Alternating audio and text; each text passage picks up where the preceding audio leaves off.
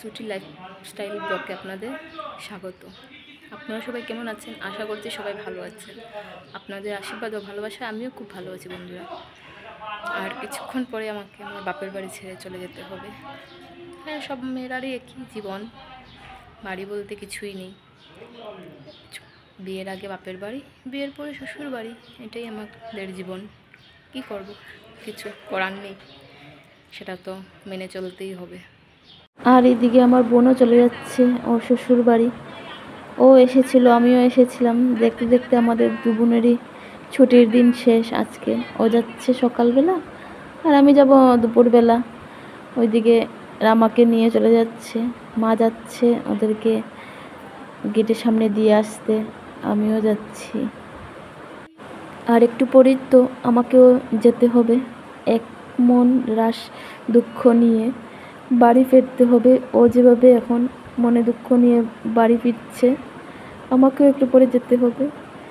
মা এদিকে দুঃখ পেয়ে যাচ্ছে, মার নাতি চলে যাচ্ছে মাকে ছেড়ে। মা দৌড়ে দৌড়ে যাচ্ছে ওকে দিতে। আমাদের মেয়ের জীবনই এই ধরনের। কি করব, আর কিছু করার নেই।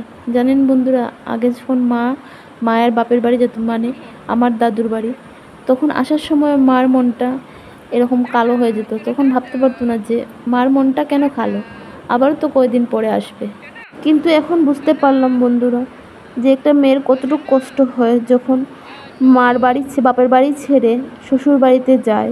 আর এদিকে দেখুন, আমারও মনটা কালো হয়ে গেছে। ও ওর দাদুর বাড়ি ছেড়ে চলে যাচ্ছে। এই যে বসে পড়লাম আমি আমার ট্রেনে, দেখতে থাকুন। এই যে দেখতে দেখতে আমার ট্রেনও ছেড়ে দিল। জানি না আর কবে আসতে পারবো বলে। বাই বাই শিলচর, তুমি ভালো থেকো।